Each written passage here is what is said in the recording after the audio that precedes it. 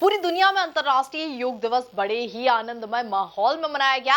इस मौके पर संस्कार धानी जबलपुर में सीएम शिवराज सिंह चौहान ने सामूहिक योग के कार्यक्रम में हिस्सा लिया। इसमें उन्होंने जनता को योग के रास्ते पर चलने की अपील की और इसे मत पंथ से बिल्कुल अलग बताया। देखिए इसी पर हमारी खास अंतर्राष्ट्रीय योग दिवस पर खास कार्यक्रम, उपराष्ट्रपति जगदीप धनखड़ ने की शिरकत। संस्कार धानी में सीएम शिवराज ने किया योग के रास्ते पर चलने की सीएम की अपील। मत पंथ से योग को सीएम ने बताया अलग। मुख्यमंत्री शिवराज सिंह चौहान ने जबलपुर में अंतर्राष्ट्रीय योग दिवस पर आयोजित कार्यक्रम में हिस्सा लिया। यहां पर विशेष रूप से शामिल हुए उपराष्ट्रपति जगदीप धनखड़ मौजूद रहे। साथ ही केंद्रीय जल शक्ति राज्य मंत्री प्रहलाद सिंह, भाजपा के प्रदेश अध्यक्ष बीडी शर्मा भी मौजूद रहे।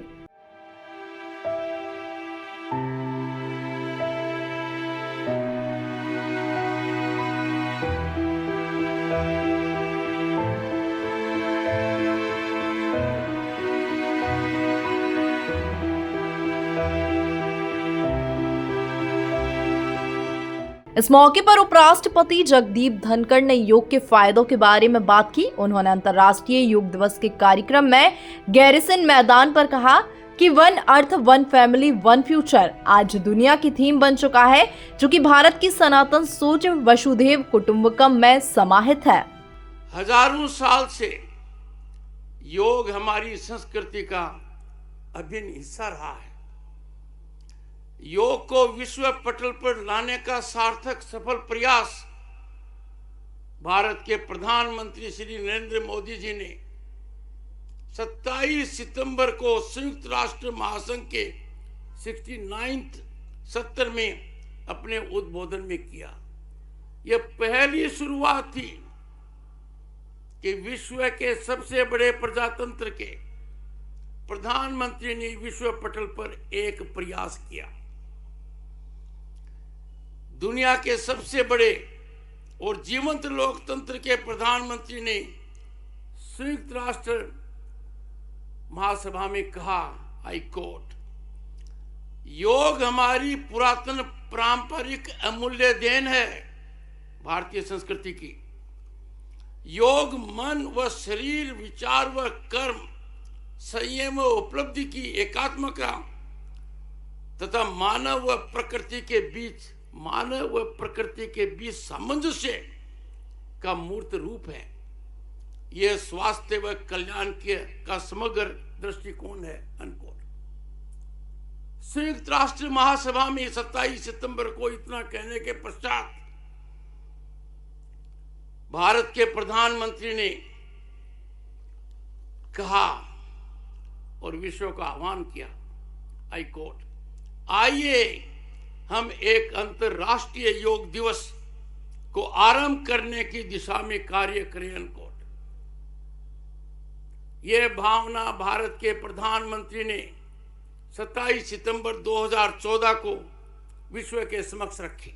कार्यक्रम के दौरान सीएम शिवराज सिंह चौहान ने कहा कि बीमार होने का मतलब है कि आप अपने आप के साथ अन्याय कर रहे हैं। इसके साथ देश के विकास में जो ऊर्जा लगनी चाहिए उसे भी आप खराब कर रहे हैं। उन्होंने कहा कि योग करें और स्वस्थ रहें। अब बताइए, बीमार आदमी स्वस्थ सुखी रह सकता है क्या? कभी मैं पूछ रहा हूं, सुखी रह सकता है क्या?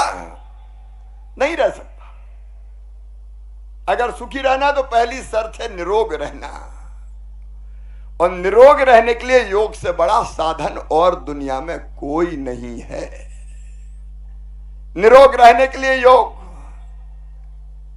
आज महर्षि पतंजलि जी के चरणों में भी प्रणाम करता हूं।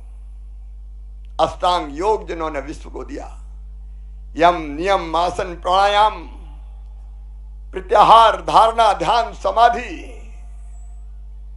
आज हम आसन प्राणायाम ध्यान करेंगे, लेकिन मैं केवल इतना ही कहना चाहता हूं, केवल योग दिवस पे नहीं करना है, रोज करना है। जरा बताएं, रोज कौन कौन योग करते हैं? हाथ उठाएं, ईमानदारी से बताना।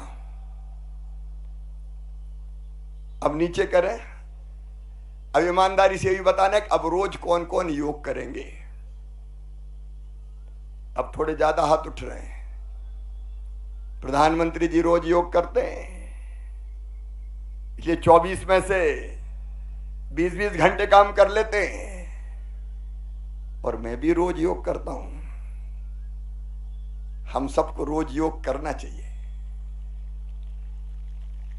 कई लोग कहते हैं हम तो बड़े बिजी हैं, टाइम नहीं मिलता। जब प्रधानमंत्री को टाइम मिल सकता है तो प्रधानमंत्री से ज्यादा बिजी तो आप नहीं हो। इसलिए ठीक से काम करने के लिए समय निकालो ना भाई। मध्य प्रदेश में हमने फैसला किया है कि विद्यालयों में योग की शिक्षा अनिवार्य की जाएगी, स्वस्थ रहने के लिए। योग कोई संकीर्ण चीज नहीं है। योग तो अभी सर्वानंद जी बता रहे थे 180 से ज्यादा देशों में हो रहा है। योग का किसी पंथ से भी संबंध नहीं है।